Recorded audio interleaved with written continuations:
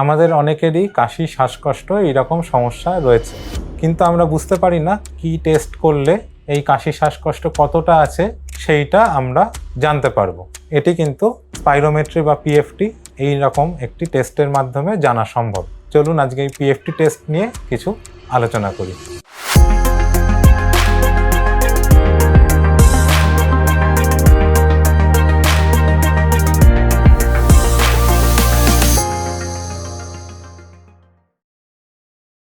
নমস্কার, আমি doctor Rishidhar, consultant pulmonologist, Vivacity multi speciality hospital, Madhyamgram. PFT বা পালমোনারি ফাংশন টেস্ট এটি কিন্তু একটি টেস্ট নয়, এর মধ্যে বেশ কয়েক রকম টেস্ট আছে যেগুলো সব একসাথে সাধারণত করা হয় না, কিন্তু এর মধ্যে কিছু টেস্ট আমরা রেগুলারলি করে থাকি যেটি আমাদের রেগুলার চিকিৎসার জন্য সাহায্য করে।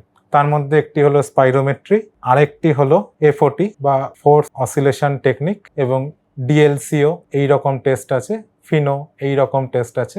এই টেস্টগুলো কিন্তু আমরা অনেক ক্ষেত্রেই করে থাকি, কিন্তু এর মধ্যে সবচেয়ে বেশি যেটি করা হয় সেটি হচ্ছে স্পাইরোমেট্রি। এই স্পাইরোমেট্রির মাধ্যমে আমরা আমাদের ফুসফুসের ক্যাপাসিটি বা লাং ক্যাপাসিটি সম্পর্কে কিছুটা ধারণা করতে পারি। আমাদের ফুসফুসে কতটা হাওয়া ঢুকতে পারছে, কত রেটে বেরোচ্ছে, তার উপর নির্ভর করে আমাদের এই যে শ্বাসকষ্টের সমস্যা বা রোগ তার চিহ্নিত করা হয় এবং তার গ্রেডিং করা হয়। তাতে করে আমরা বুঝতে পারি রোগটি আছে কিনা এবং কতটা আছে। তো এই পিএফটি আমরা বিশেষ কিছু ক্ষেত্রে করি।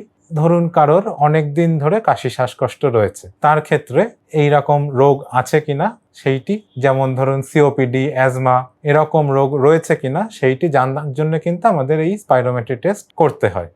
এবং এছাড়াও ধরুন একজন মানুষ যার 40 বছর বয়স হয়ে গেছে এবং তিনি দীর্ঘদিনের স্মোকার এবং তার কাশি হচ্ছে, তার ক্ষেত্রেও এই সিওপিডি রোগ হয়েছে কিনা সেটি জানার জন্যও আমরা এই পিএফটি টেস্ট করি।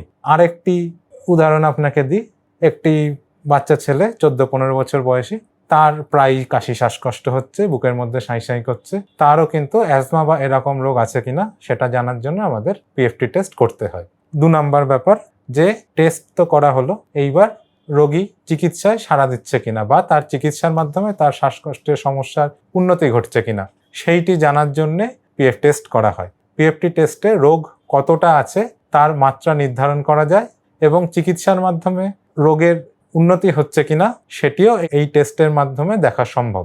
আরেকটি ক্ষেত্রে টেস্ট করা হয়, ধরুন কোনো ব্যক্তি এমন কোনো জব বা সার্ভিসে যোগ দেবেন যেখানে তার ধুলো ধোয়ার মধ্যে প্রায়ই যেতে হতে পারে, তো তার ক্ষেত্রে এই যে অকুপেশনের জন্য তার যে সমস্যা হতে পারে সেই চেক আপ করার জন্য প্রি অকুপেশন এক্সামিনেশনের মধ্যেও কিন্তু স্পাইরোমেট্রি বা পিএফটি একটি গুরুত্বপূর্ণ টেস্ট।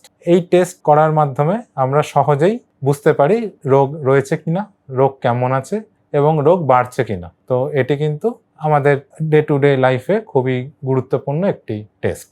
এই বিষয় বা অন্য যে কোনো স্বাস্থ্য সংক্রান্ত বিষয় আপনি যদি জানতে চান, এই ভিডিওর নিচে যে ডেসক্রিপশন বক্সে লিঙ্কটি রয়েছে তাতে ক্লিক করে আপনার প্রশ্ন জিজ্ঞাসা করুন, আমরা কিন্তু যত দ্রুত সম্ভব এর উত্তর দিয়ে দেব। লাইফস্টাইল মডিফিকেশন যে কোনো ফুসফুসের রোগের ক্ষেত্রেই খুব গুরুত্বপূর্ণ। মুক্তি যোগা এই উইংটি আমাদের হাসপাতালের লাইফস্টাইল মডিফিকেশন এবং যোগা সেন্টারের উইং।